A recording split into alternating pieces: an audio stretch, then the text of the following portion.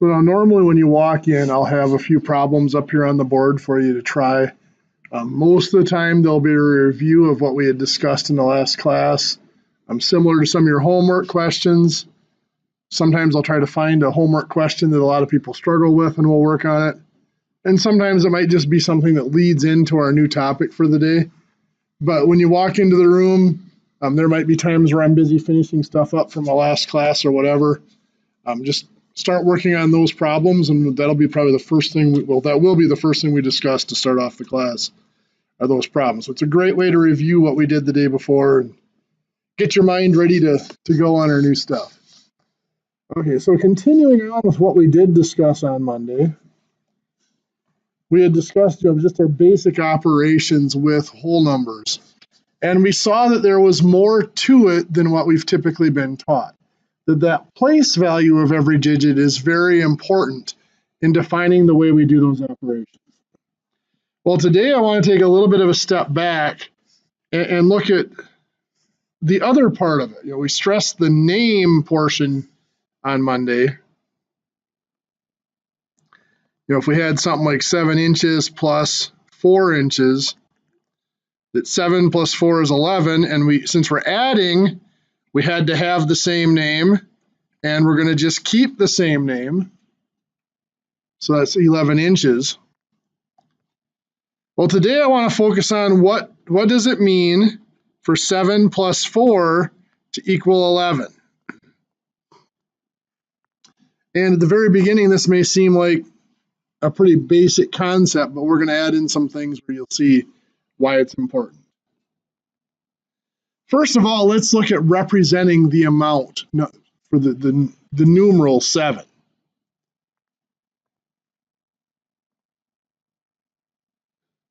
To represent things graphically, we use this number line a little bit on Monday to look at rounding and finding to the nearest.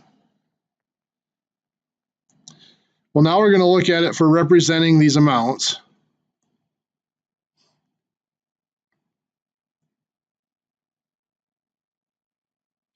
One way we could represent the amount 7 is just to put a dot on our number line at 7. And this is great if we just want to represent that amount, but if we want to do anything with it, it's not very useful as far as being mechanical. So a more useful way of representing it, this is a fancy word for a very simple concept, is with something called a vector. The vector for a number starts out at 0 and it goes to that value. It's just an arrow. So for 7, it'd be an arrow that starts at 0 and goes to 7. That is the vector for the number 7. Oops. Back there. Now for the number 4, if I wanted to do 7 plus 4, the vector for 4, of course, starts at 0 and goes to 4. The operation of addition is physically combining those vectors. So it would be taking this vector for 4 and putting it end to end, head to tail, if you will, with the vector for 7. And you see that that ends up at 11 if I had drawn everything perfectly to scale. So 7 plus 4 is 11 because when I combine those two vectors for 7 and 4, I get a vector that's 11 units long, a total vector of 11 units. Now that may sound like a really complicated way of explaining a really simple topic of 7 plus 4. I mean, many of us have memorized those addition facts so that we don't need to think about 7 plus 4, we just know it's 11. But you think about this is equivalent to counting it out on your fingers or whatever. It's the actual mathematical representation of combining those values. So why do we care? Why am I taking time here at the college level to go back over that? Well, because one of the concepts that students struggle with the most is when I throw in the negative.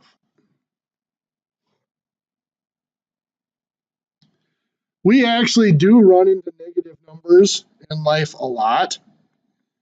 We maybe don't recognize them as negative numbers all the time.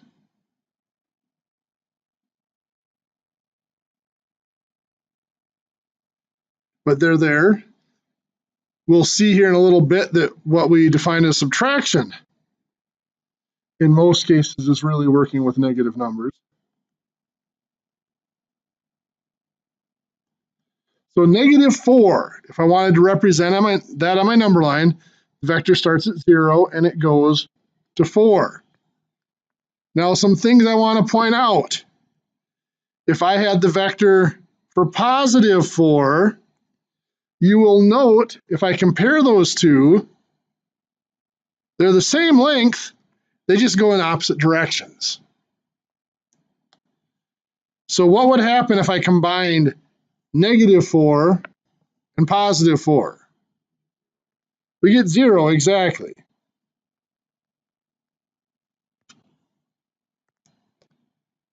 Come on now. -4 plus +4 is 0 because the two vectors cancel out. They're the same length, but they go in opposite directions. So this same mechanical combination like this works for no matter what numbers I am combining. I might have 7 plus a -3. Now we'll talk about later today, we'll talk about parentheses and order of operations. This parentheses is not telling us to do something at first. There's two purposes of parentheses. One is to tell us to do something first, to isolate part of the problem so that we can work on it and to imply an order in which things are done. And the second is just a separator here to make it clear. In this case, that parentheses is just making it clear that is a -3 and not -3. So 7 plus a -3. Well, here's the vector for +7. Plus, remember, we start here and we go continue with the next number. -3 goes back that way. 7 plus a -3 is 4. Now, I don't expect you to draw out number lines every time we go to work. Computer's acting up on me. Every time we go to work with these integers. But I keep this diagram in my head as I am working with them. For example, if I have 27 plus a -43. I am starting out, here's 0. +27 goes in that direction. -43 goes in the opposite direction. So it's going to go this way. And I also know that it is longer than the 27. It's called an absolute value. So it goes past the 0. So this tells me two things. The first thing it tells me, one is the answer is negative.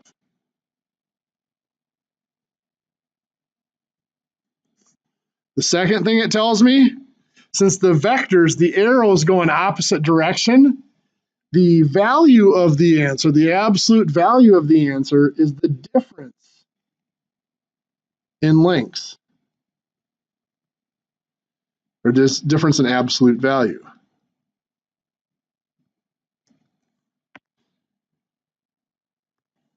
So that means their answer to this is going to be negative, and it's the difference between 27 and 43. So I am going to take 43 minus 27 and get 16. So it's a -16 is my answer. Now I used this word a couple of times already. I need to talk about it for just a second. Absolute value. The absolute value's technical definition is the length of the vector. Doesn't matter what direction it's going, it's just how long it is. An alternative definition of absolute value is distance from 0. So if I look up here, the absolute value of 4 was 4, because the length of that vector is 4 units long. Well, the absolute value of -4 is also 4, because it's 4 units long, regardless of the direction. The symbol for absolute value that you might see is just like that. The absolute value of 7 is 7. The absolute value of -9 is 9, because the length of the vector that would represent that is 9 units long. So back to our addition here, we might have -73 plus 25. So to represent this, we start at 0. Now -73 goes in the negative direction. Positive 25, being positive, it goes the other direction. Is it longer or shorter? It's shorter. This has an absolute value of 73. This has an absolute value of 25. So it's going to be much shorter. So this is telling us our answer is positive or negative. Negative. We end up on the negative side of 0 over here. And again, since the vectors go in opposite directions, it is the difference between their absolute values. So I'm just going to take the larger absolute value of 73, subtract the smaller absolute value of 25, and get 48. So it's a -48 is that answer, that result. We might have -23 plus a -39. We go to represent this. Here's 0. -23 goes in this direction. -39, same direction or opposite direction? Same direction. They're both negative. Now, we don't really care whether it's longer or shorter. It is slightly longer, but it doesn't matter. We know they both go in the same direction, so that tells us our answer is positive or negative. Negative, because we're definitely on the negative side of 0. And since both vectors point in the same direction, we are going to add the absolute values. We combine the absolute values. So 23 and 39 is 62. So that becomes a -62. Does that make sense? Okay. So like I said, you don't have to draw out the number lines, but keeping this picture in your head when you're combining these numbers with the integers helps you to clarify what needs to be done.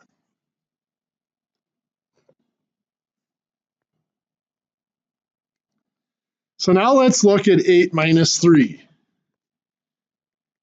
Just to get it out there, of course, 8 minus 3 is 5. Good. If we look at how we would represent that on a number line,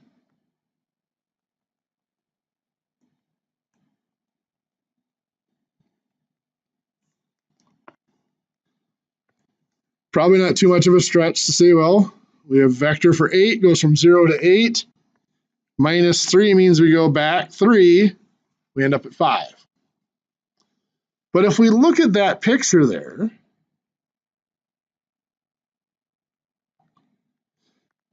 that vector that we drew right here for minus 3 looks an awful lot like the vector we would have drawn for -3. In fact, it is that same vector. If we look at this, 8 minus 3 sure looks the same.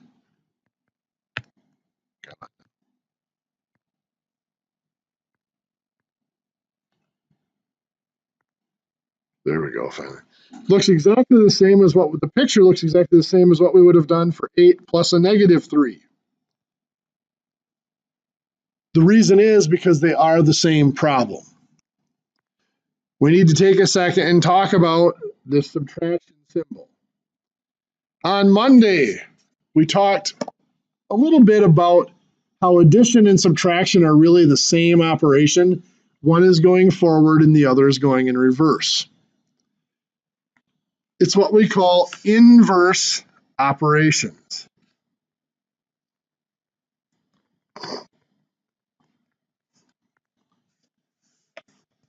The operation of subtraction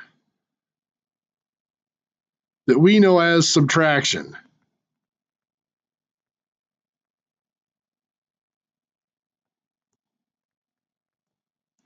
is really just part of addition.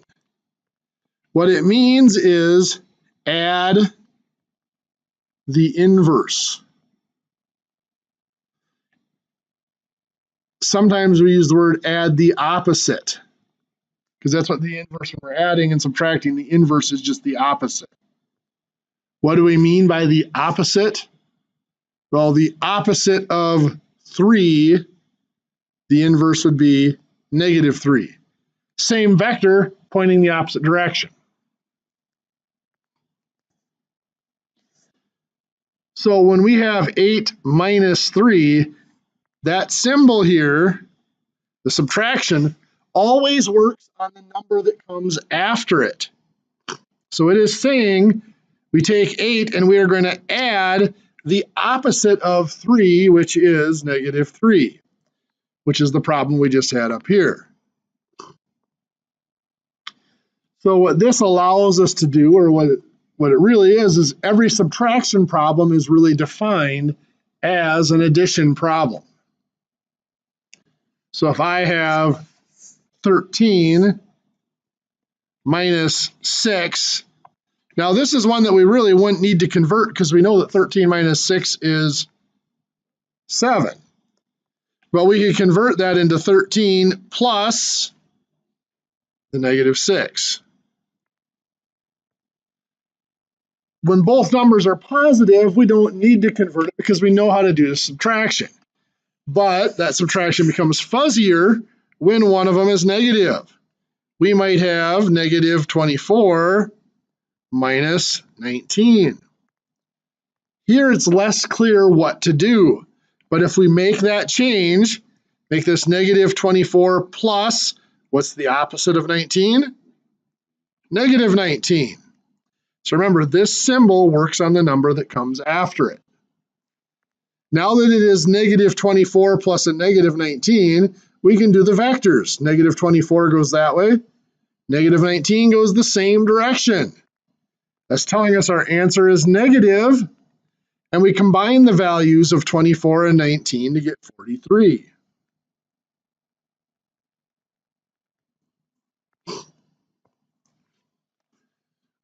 A little bit more confusing is if we have a problem like 37 minus a -14, where we are subtracting a negative. Well, this is 37. That first number never changes. Remember, the operation operates on the number that comes after it. So minus -14 means add, what is the opposite of -14? +14, or just 14. So that is just 37 plus 14, which is 51.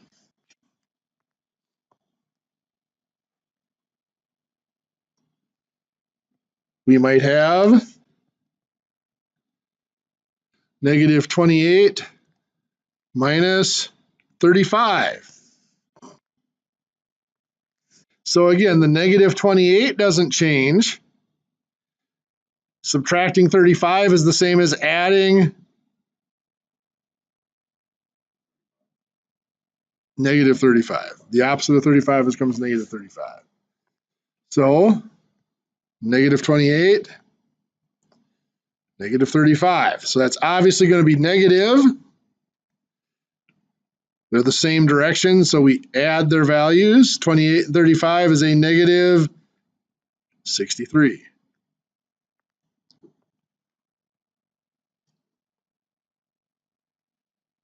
Or a -42 minus a -39. Is the 42 going to change? No. The subtraction always operates on the number after it, so it becomes plus a +39, plus 39. So here's 0. -42 goes this way. Good morning. +39 goes the opposite direction, but is slightly shorter. So that tells us we got a negative answer. Give me just half a minute.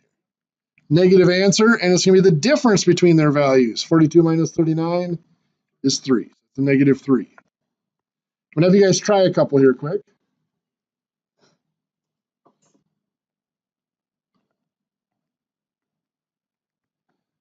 57 minus a negative 18, negative 38 minus 24, and negative 29 minus a negative 34.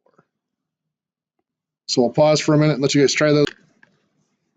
Okay, so for the first one, of course, that's going to become 57 plus 18, which is 75. Good. Any questions on that one? The next one's going to become negative 38 plus a negative 24, which is going to be a negative 62. Any questions on that one? Then the final one is going to become negative 29 plus negative 34, which will be a negative 63. Okay, so this here is one of those concepts that students will mess up the most. When you start subtracting with negatives, it's one that it'll come back to haunt us over and over throughout the semester, because when you work with algebraic numbers, combining algebraic terms, you're going to have positive and negative terms. So it's one of those things that maybe put it in your notebook. If you have tabs or anywhere of marking that page in your notebook, mark it so that you can go back. Even just put a sticky note on it with a label saying subtracting negatives or subtracting integers, so that you can go back and refer to it, because this is one of those concepts that students struggle with. And it makes sense, because negatives are not a common sense thing to think about.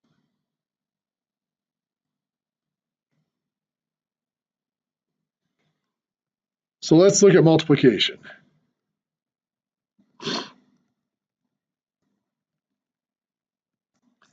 On Monday, we talked a little bit about the meaning of multiplication, like 5 times 3. We mentioned that before we memorized that that was 15, the way we figured it out was to, repeated addition. 5 times 3 means we're taking 5 and adding it together 3 times. That's actually where the verbiage for it, the language for it, came from. And of course, we know that that's 15. Well, with that representation, with that concept there, negative 5 times 3 then is just a simple extension of that. It's going to be negative 5 added together 3 times. Negative 5 plus negative 5 plus negative 5. Looked at the number line, of course, it just goes backwards instead of forward. It's going to give us a negative 15 instead of a positive 15. A little bit trickier to visualize is 5 times a negative 3. Oops, it helps if I put my negative on the 3, doesn't it? 5 times a negative 3. It's saying, what that's telling us to do is take 5 and add it together a negative 3 times. That doesn't make much sense. Luckily, with multiplication, we can change the order. It's called commutative property. We can change the order of the numbers, and it doesn't affect the result. 5 times a negative 3 is the same as taking negative 3 times 5. So now that's saying take negative 3 and add it together 5 times. And of course, that adds up to negative 15. The next one, you've probably been told what the answer has to be, but not why. Negative 5 times negative 3, we've been taught that that answer has to be, careful, negative times a negative is a positive. There we go. So a positive 15, 2 negatives multiply to make a positive. The question is why? If we look at our definition of multiplication, it does not make a lot of sense. Negative 5 times negative 3 is saying take negative 5 and add it together negative 3 times. That doesn't make much sense. Even if we switch the order, negative 3 times negative 5 would be saying take -3 and add it together -5 times. That doesn't make much sense either. So where did we come up with this answer of +5? Well, this actually happens a lot in math, where our definition of, a mathematical definition of an operation or a process doesn't work for a particular example. So what we do is we look for a pattern and we define that pattern to whatever continues to make that pattern work as the result of that problem. For example, for this one, -5 times -3. If we started out with -5 times a +3, we already said that that was -15. -5 times 2 is -10. -5 times 1 is going to be -5. Now, if we look what happened here, if we keep starting with that -5, and each time we reduced what we were multiplying by 1, this got 1 smaller. Our result each time went up by 5, from -15 up to -10, from -10 up to a -5. So if I keep going, I start with -5 again. What would be the next number here? If I reduced that by 1, it would be 0. Well, -5 times 0 is 0. Did this increase by 5 again? It did. So that pattern appears to be working. So if we continue that pattern, -5 times -1, we just reduced this by another 1. Adding 5 to this puts us at +5. -5 times -2, we reduce that by 1 again. Adding 5 here puts us up at +10. -5 times -3 puts us up to +15. The reason that a negative times a negative equals a positive is because it continues that pattern. Like I said, this will come up a lot in math, where our basic definition of an operation or a process doesn't work for an example. So we define the result to be the things that happened around that example. So the basic rule here is when we multiply, if we multiply a positive number times another positive number, the result is going to be positive or negative? Positive. 7 times 3, they're both positive, so my result is positive. 7 times 3 is 21. If I take a negative number times a positive number, the result will be negative. If I have -5 times 4, it's a negative times a positive, so the result is negative. 5 times 4 is 20. If I have a positive number times a negative number, the result is negative. I might have 7 times a -2. It's a positive times a negative, so my result is negative. 7 times 2 is 14. And then, of course, the big one, a negative times a negative equals a positive. -5 times a -3 became a positive 15.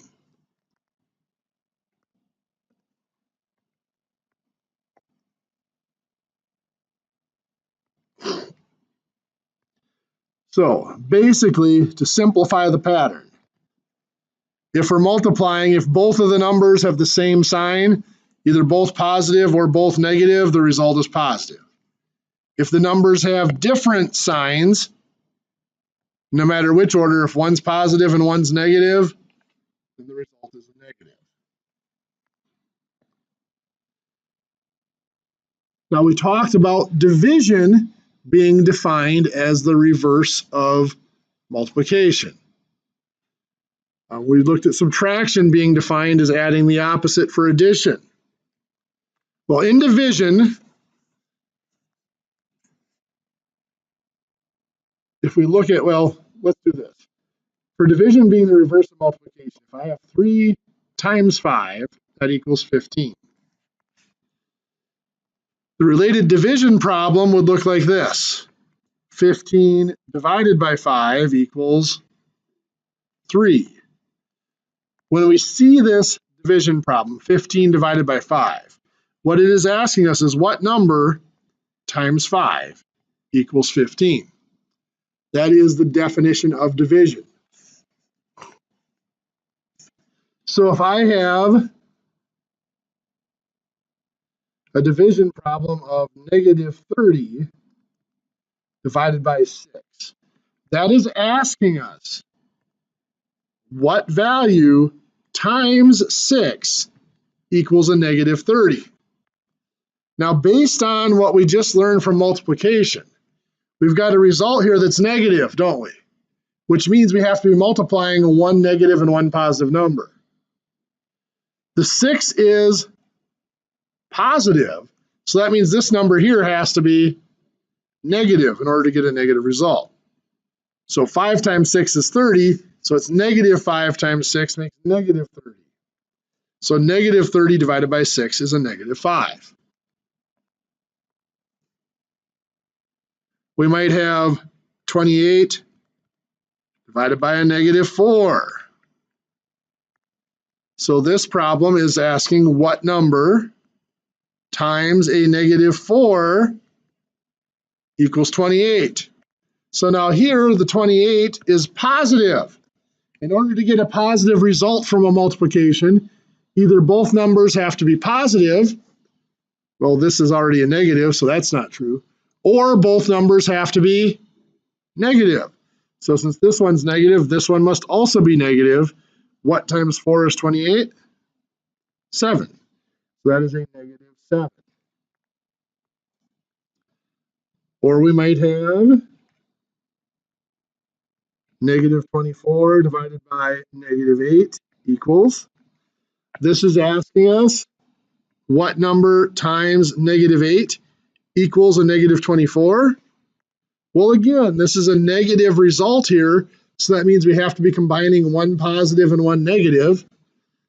This is a negative 8, so that means this number has to be positive. What times 8 is 24? 3. So that is a positive 3.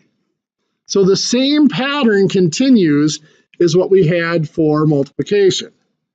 A negative divided by a positive equals a negative.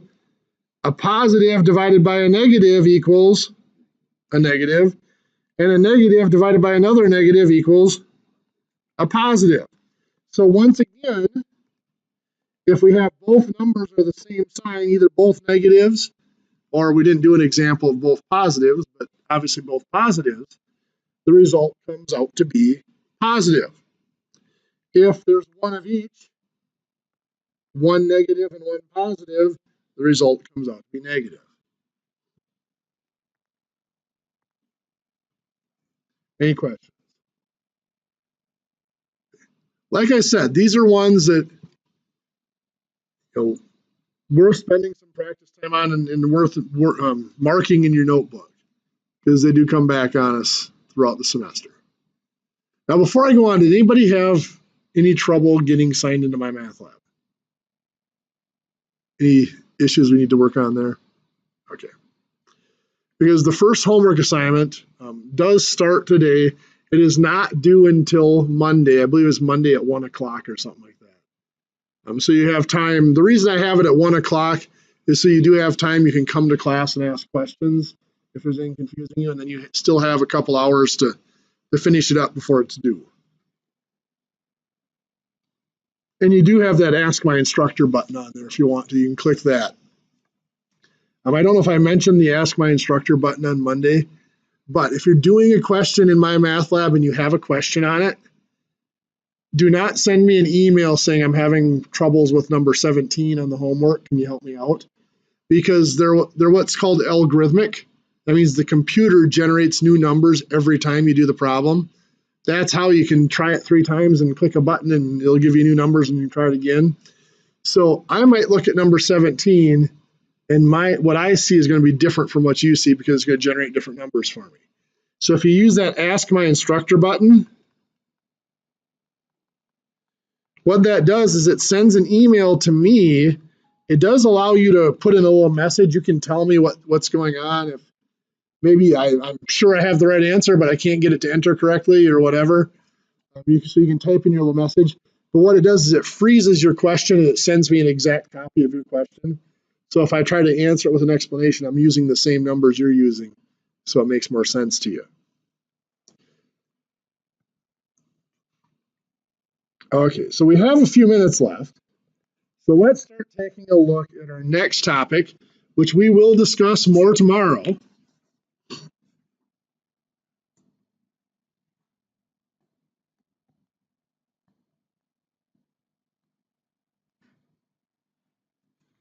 Which looks something like this. Here we have more than one operation to do. Now, once again, you'll notice there are no names listed there. When there are no names, we go off of the place value. Those are all ones at this point, so we're okay combining them. Looking at that problem, 9 minus 2 times 3 plus 7. There are a lot of different ways that you could look at that and interpret it. It would make perfect sense, since we read going left to right, to look at this problem and say, I'm just going to do it going left to right. You might do 9 minus 2 is 7. 7 times 3 is 21. And 21 plus 7 is 28. That would make perfect sense. However, that would be incorrect. And there's a lot of other ways I could interpret it, but I'm not going to confuse you by putting a lot of wrong answers up there. In order to make sure that two people look at the same problem and get the same answer, in math, we've defined something called the order of operations. Now, a lot of people think of the order of operations as steps to follow to solve a problem. And that's sort of correct, but technically, what it really is levels of priority. Certain things have to happen before other things have to happen. And you can look at it as the problem as a whole, or you can look at it as each individual number within that problem.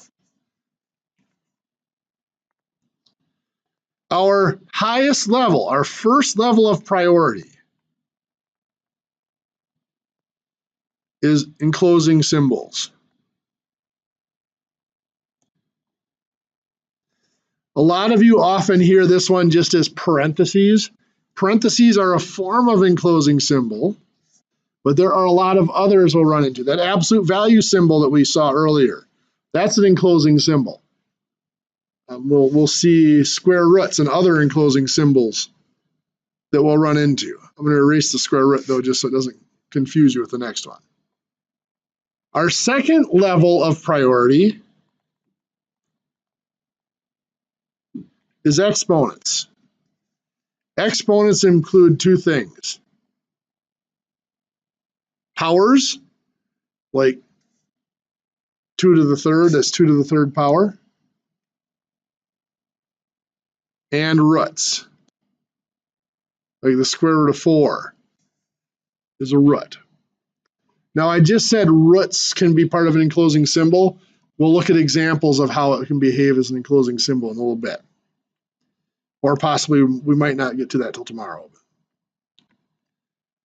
And the third level of priority, once we've got none of those other higher levels to do, is multiplication. And of course, multiplication includes division. And then the lowest level of priority is addition. And with addition, it includes subtraction.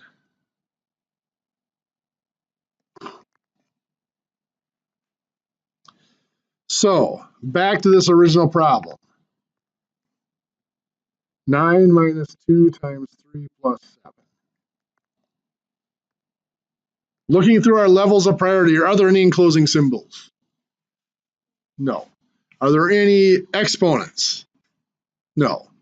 So the highest level of priority that occurs in this problem is multiplication and division. 2 times 3, which is 6. So now we have 9 minus 6 plus 7. There's no more multiplication or division, so we've dropped down to the next level, addition and subtraction. Now there is both in this problem right now. When you have more than one item on the same level, you will work left to right, just like reading a book. So going left to right, we have 9 minus 6 first, which is 3. Notice all I did is replace the 9 minus 6 with a 3, and the rest of the problem stayed the same. And then 3 plus 7 is 10. So the result of that problem is 10. If I try a little bit longer problem.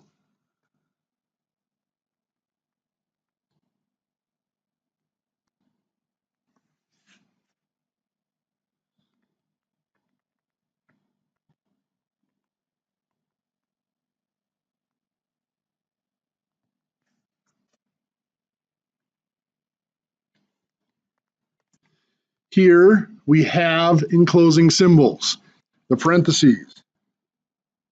So that tells us that we have to do what's inside there first.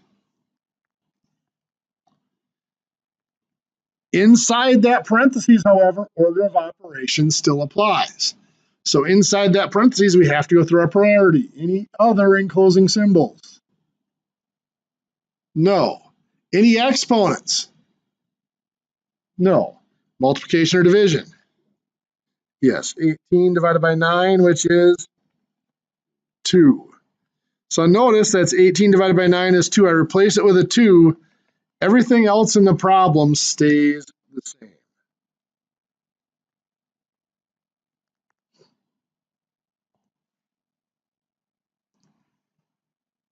Still working inside that parentheses.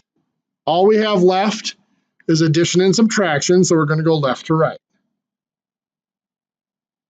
We got 6 minus 2, which is 4.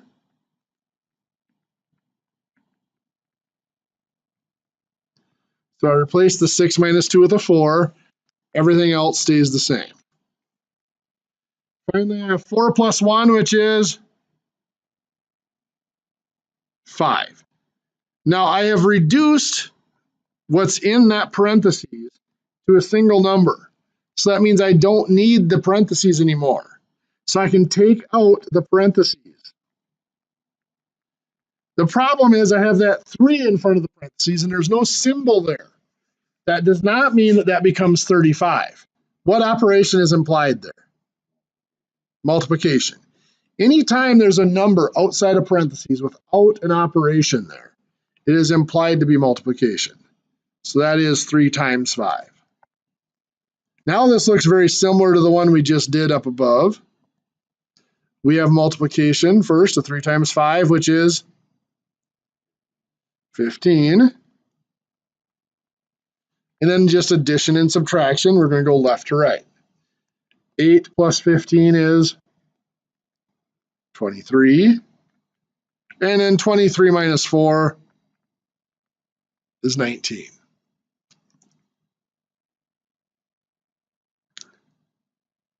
One question I get on this type of problem all the time comes right up here.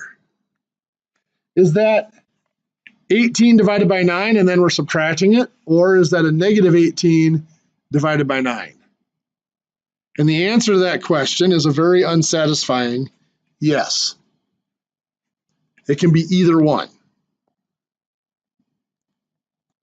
Here I treated it as 18 divided by 9 and I got 2 and then I subtracted it.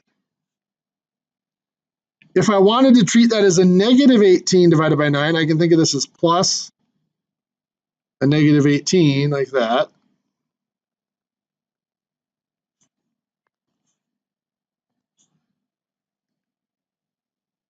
Now note that this parentheses here is not an enclosing symbol, it's just separating the negative 18.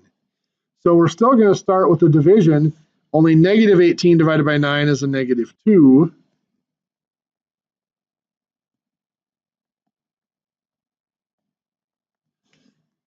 And then we have 6 plus a negative 2 is 4. Notice at this point, we're back at the same result. So we can think of it either way as long as we're consistent with it. Okay, a couple of things I want to recap that we've covered today. We will talk more about order of operations tomorrow, but some words that we've thrown out there today. One is inverse. An inverse is something that will actually reverse or undo an operation. When we add, the inverse is the opposite. You know, when we said subtraction is adding the inverse. The opposite of 8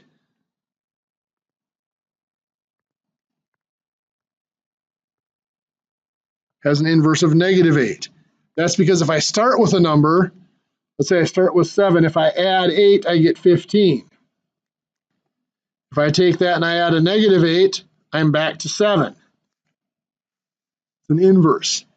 Also, addition and subtraction are called inverse operations because instead of adding a negative 8, I could have done 15 minus 8 would also get me back to 7. For multiplication,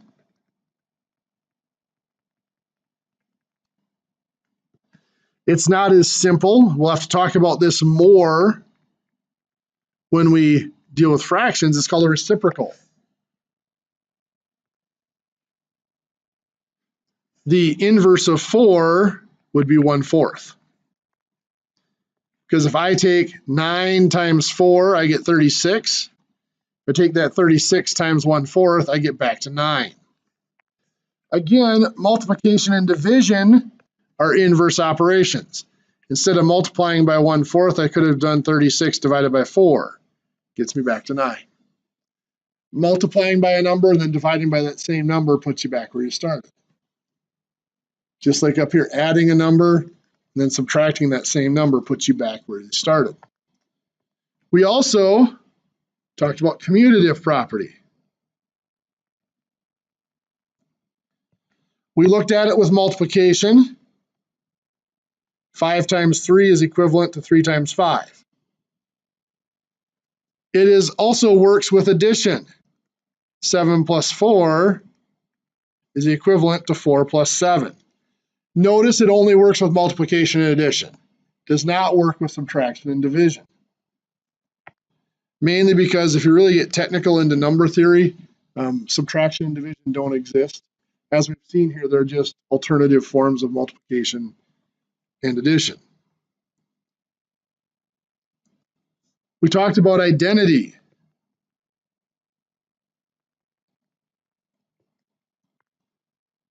When I'm going to go to add, we didn't specifically talk about this one, but if I go to add, the identity for addition is 0. 7 plus 0 is 7. It gives me back a number identical to what I started with. For multiplying,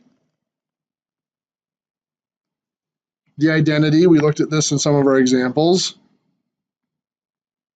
is 1. 5 times 1 is 5. Multiplying by 1 gives us back a number identical to what we started with.